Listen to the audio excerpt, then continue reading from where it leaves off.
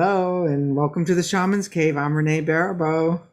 Hi everyone, welcome to the Shamans Cave. I'm Sandra Ingerman, Look, and I'll start. We have a topic that actually we keep talking about, but one of the reasons we keep talking about it is because it's affecting both Renee and I, but we're getting so much feedback from other people, and it's almost part of every single conversation that I'm part of is I can't focus on so much tragedy in the world anymore.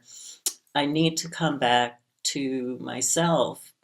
And I think last week or the week before, I used the metaphor of placing yourself back into your own river, um, in that we have to set a boundary about things we can't change. mhm. And we need to do a little bit more self-care around it. And I realize it's a topic that we've talked about before, but it just keeps coming up again and again from people writing to us, and what we're seeing out there on social media.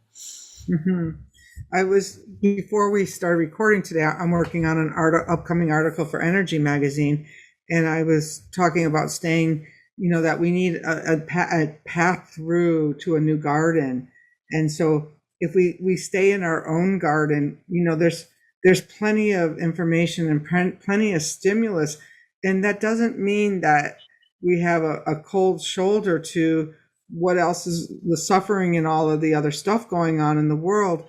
But as a human being, I'm not sure of the capacity that we hold in order to process all of this information for everyone, every which place. And so I went back to look at the ancestors, and the ancestors, they traveled in tribes of people who spoke the same language. And so, what do we learn from those shamans of before is that they were concerned with the health of their community, the longevity of their community, their livestock, and the health and well-being of their community. Not to say that they weren't receiving information from the stars and the rivers and all of that, those other places that we always source from, but without even reading a newspaper, which I clammed down on, I got some information in the dream or in another format. And I think that if I focus on the information that spirit really wants me to know, then I can show up more present and more in a more open-hearted way to the work of my neighbors, my community, the beach cleanup, the aging people in my neighborhood who need help at this time with food and walking, and they're and so I think that we're trying, because of this capacity of us in this internet world, to know what's going on the other side of the world. I don't know that it's always necessarily in our best interest. No, I agree completely with that. I think another topic that we've been talking about, and I've been writing a lot about it, has been the articles coming out. Uh, People are now being labeled the sensitives. Um, and that's all of us. If you're listening to the show, you're a sensitive. And the sensitives, as we talked about on that show, they were the shamans, they were the mystics, they were the healers of the community. And right now, sensitives are going down in massive, massive numbers. People are committing suicide because they don't know how to hold the pain that they're picking up just from the collective. They feel that they have no place of belonging here anymore. This is actually not their home. People are getting sicker because they don't know how to protect their boundaries. And people are getting more depressed because they're seeing a world that has no hope. And the world has hope. The world is going to go on. It's just none of us have the individual power to change things right now. And the only lesson that keeps being repeated over and over again for thousands and thousands of years is the only person you can change is yourself. And as Renee just said, where that flows over is into building strong communities. And I always felt that, God, this was so long ago. I don't know what tragedy was going on in the planet, but it was over 10 years ago. I kept on saying that every climactic tragedy that's coming up is forcing people in communities to get together, because at least in America, FEMA immediately comes in when a tragedy happens and says, don't worry, we're going to take care of all of you. And in Louisiana and in all of these other places where hurricanes came and tornadoes came to different states and FEMA came in, we're going to take care of all of you. They never showed up again. So it was people coming together to help others rebuild their houses. And when I saw that, I saw that this is what our future holds, is there's no authority that's going to take care of us. So we have to be in our small communities taking care of each other. And it's true. And there's a real good feel good quality about it. Last week we had a beach cleanup and 50 people came out. And we all, I mean, nobody overworked. They all did like a little piece. And in 2 hours, the beach looked great because that next week I took a walk down there with a friend. And I was just as proud as could be to show off what our community had done together. And of course, being a chef, I made the open Girl Scout campfire and cooked the hot dogs, and and everyone had a hot dog or a not a dog or whatever they were having. And there was no talk about politics. There was no talk about tragedy. There was no other than we all came together and, pulled weeds. Right. It was Yeah, really and heartwarming. it is. It's heartwarming, and it, it's what's really required right now is either, for people to live in their own little world, because a lot of people are choosing to just be isolated right now. And that's a choice that we can all make. But if we think, why can't why can't 1,000 people come together and do a ceremony and just change the world like that? And people have been doing that forever. Um, I know that many of you have been around the spiritual scene, where the only thing that was coming out of teachers' mouths, except for mine, was the 100th monkey theory. When enough people get it, everything's going to kind of change overnight. And people were putting out how many numbers of people have to get it. And we're way past that number of how many people have to get it, but we're not getting it. And the truth is, we're not getting it. And so the universe is going to bring to us whatever lessons we need to get it and to Hmm. wake up. That's just the period we're in right now. You can't take it personally. The universe is just trying to get us to wake up.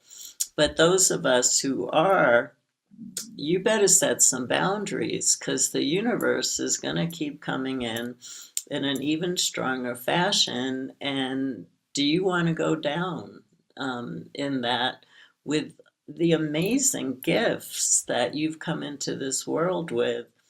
And think of all the work that you've done to get to this place.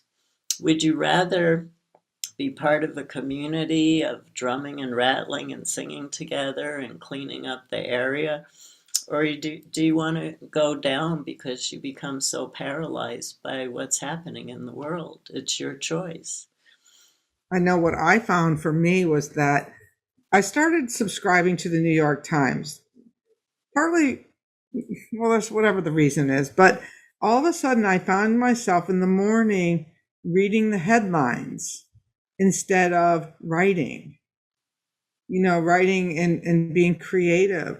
And as soon as I put my attention to what was out there instead of what was in here, that part of my soul creations were lost for the day, because then I jumped into work and I jumped into the day. So that if you're one of those people who really needs the news, maybe you could try it after you journal in the morning, or after you actually tap into your source energy and find out what you're really being fed from the well of spirit instead of the well of social media and all of the news. Because I it's so easy to get swept up into that tide. Right. Yeah, I actually have a new course coming up in July, so I'm trying to get things done. So although we're recording the show actually before June 1st, I've already written my July monthly column, and my July monthly column, my Transmutation News, is exactly on the topic that Renee just shared, and it's on the topic that we're talking about now, in that I cannot tell you how many of my friends, including myself and including other shamanic teachers that I'm talking to, are sharing the same thing. They're starting their day with the news or something else, and they're putting their spiritual practices second. And it seems like that's happening across the board. And what it does is it's desensitizing us in a certain way, because once you've lost that spiritual connection, the waves can start to bring you down a little bit more. Where if you start your day kind of building up that strength, and the spirit's giving you the pep talk for the day, and you making sure you have your practices of sharing your light no matter how much people are triggering you, and you set your intention of how you're going to do your day's really different. But a lot of the spiritual community is, I think part of it is the inertia that came from the lockdowns. I think so many people are in inertia. It's easier to just click on the computer than to pick up your drum or to do your yoga or to do your qigong or whatever practice, or meditation, whatever practice that you do.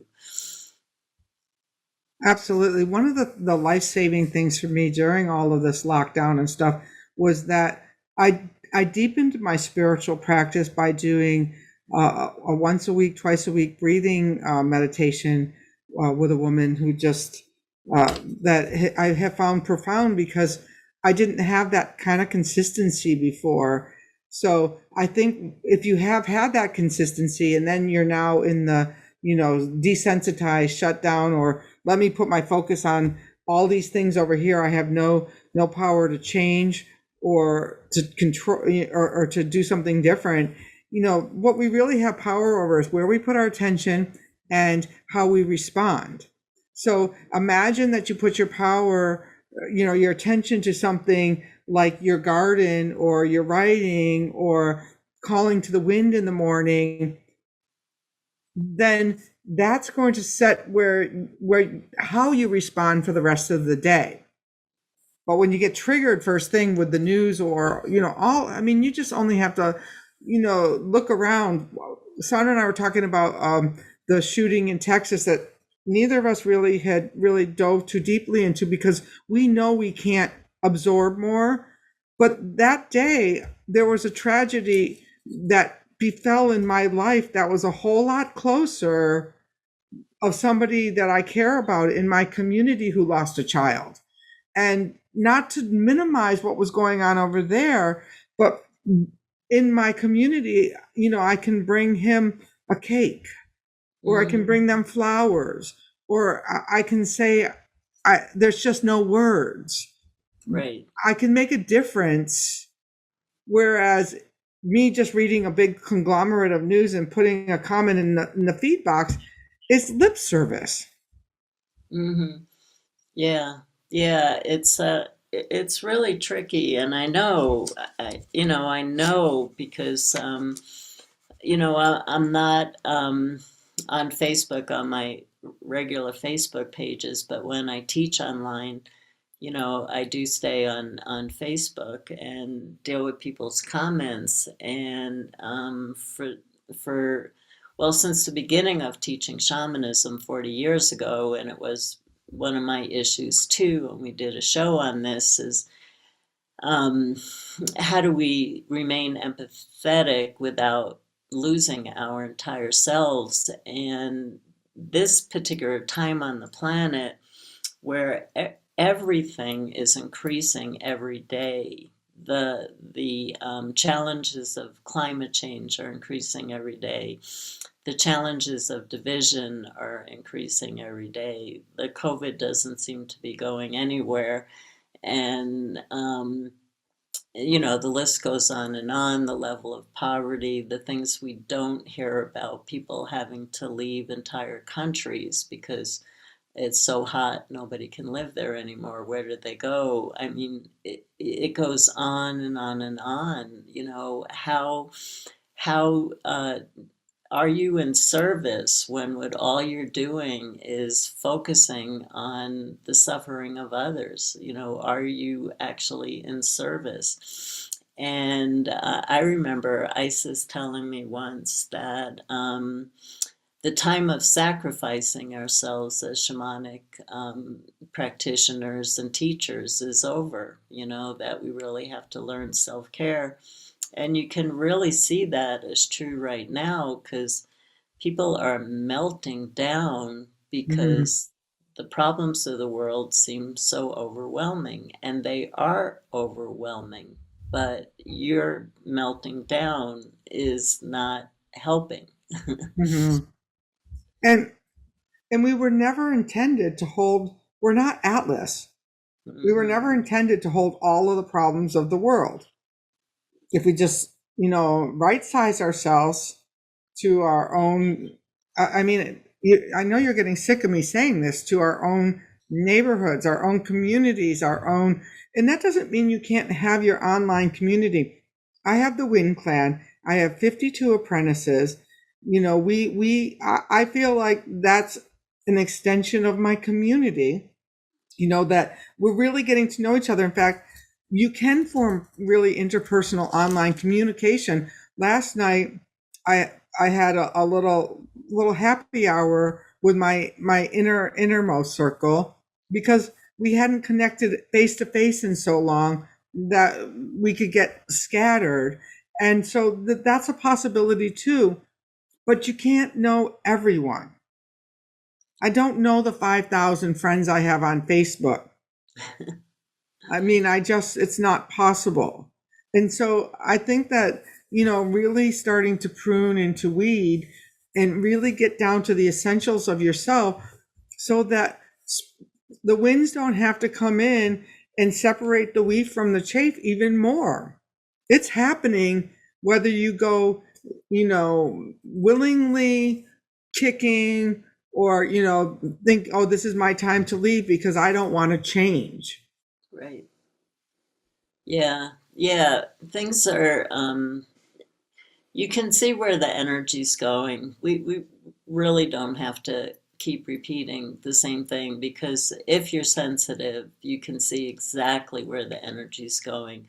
So the big question that you have to hold, and I know how difficult this is because I've been fighting it within myself even before I got into shamanism, is, can you let go of, I have to save the world?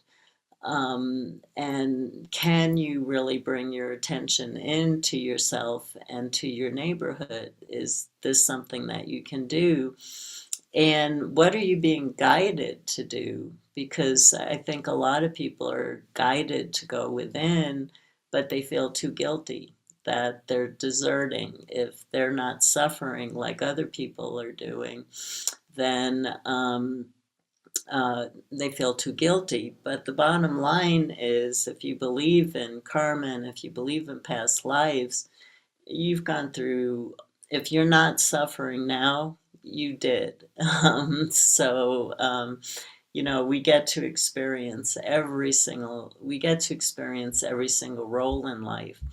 And so what's your role right now in life? Right now, as the dismemberment of the world continues and will keep continuing. You can see where the energy's going. It's not going to be a surprise. What supplies do you need to lay in for yourself? And I'm using that in a metaphorical way. What spiritual tools do you need? How do you take care of yourself? How do you stay resilient? And then if you are needed, you developed yourself during this time to be a person who can be of service. Right now, most of us are, we're not experienced enough in self-care to know how to really be in service. Well, a wind would like to come in and help us to extract one thing that we really could give up right now that could help us be a little bit more centered and a little more present. Great. Or is there something, this would be a good time for that, or? I think it'd be great. Okay. Well, because the journey we did last week, I got to see my tiger, and I was talking about Madame Feng Popo, and Feng Popo likes to come in and help remove things, and then she'll take them. She rides on a tiger, and she'll take your things and put them into a wind sack. So what we'll do is we'll close our eyes, and then I'll walk you through like just a little bit of a process where you'll write on the sky some things that you could really let go of that aren't yours, that aren't your business. And then she can come by, she'll collect them up, she'll take them out and send them out beyond the furthest. We'll transmute them using Sandra's process of sending them off with love and light, so that, we don't send our garbage out to the outer ethers of our humanity. And we'll give up one thing. How about one thing you could stop putting your attention onto? How's that sound? That sounds wonderful. I love it. Okay. Okay. All right. So we'll close our eyes.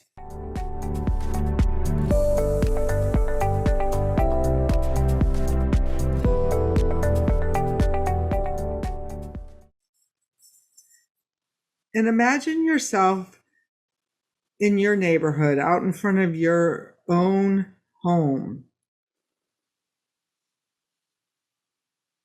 And as you're standing there, feel the breeze, feel the wind.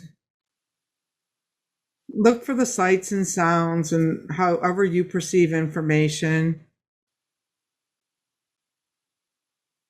And make sure you're solid, 2 feet on the ground, your knees bent a little bit so you don't go flying off in the breeze. And ask, what one thing that is not my business in this moment, this time and space, can I give up and let go?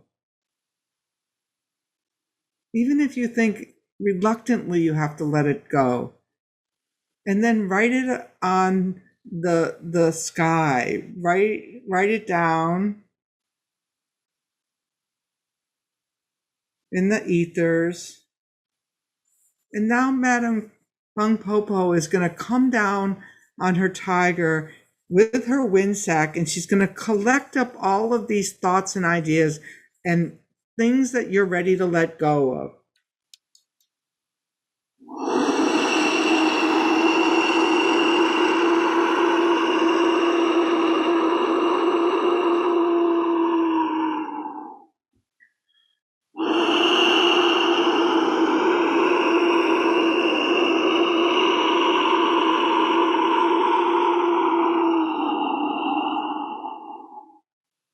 And now she's going to ride off with this heavy, heavy load. And we're going to transmute it with light and love as we take it out beyond the furthest stars, beyond the furthest galaxies, and turn it into love and light.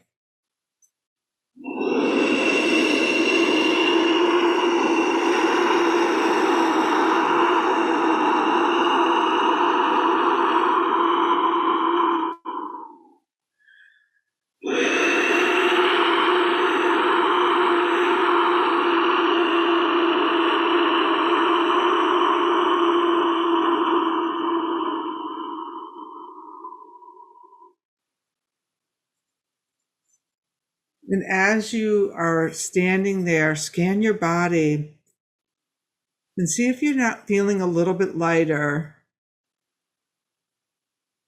And then on a daily basis, as you bring in new information, ask, is this mine to deal with?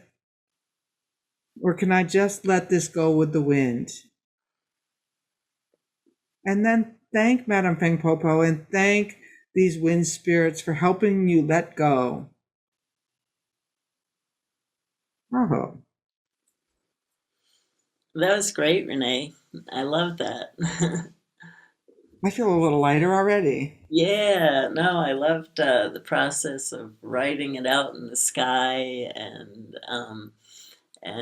just allowing that to be taken. So that's really beautiful exercise. Thank you. Yeah. The winds taught me that one. Yeah, something similar that people can do. It's not as spiritual and not as beautiful as what Renee has done. Um, I know not everybody listening to us is from America, so I don't know what they call it in other countries, but the old time whiteout correction fluid that you put or think about white paint. I'll My guardian spirit showed me a message where you keep on putting up an issue you want to let go of, and you keep painting over it, and it will keep coming through until you finally let it go. Oh, And that's then you great. get the final coat of paint, and it's gone. But I love the wind whistling through the sky more. This is just something that people can do easily, kind of as you're thinking about things. Just keep whiting it out, whiting it out, whiting it out till it's whited out of your consciousness. I love that. That's great. So write it out, but don't write us out. Yeah. We want you to stay here, stay tuned, and share the Shamans Cave with your friends. We're really getting a lot of traction on Apple iTunes, the Apple Music. In fact, enough traction that they've invited me to start to learn like how to really increase our traction on iTunes. So really, please keep sharing it. Please keep listening. Subscribe to us on YouTube. We think we're at a magic number where all of a sudden, the poppy fields are going to open for us. So keep sharing us. And also, we love your feedback. Yes, we definitely do. And we love, love, love your support. And we support you. And we think about this circle a lot because Renee and I put a lot into making sure that you get the best information that you can during these really amazing, amazing times. It'll be interesting to meet in some other lifetime and talk back about. Remember all- when we were on the Shamans Cave together? yeah. Anyway, thank you, everyone.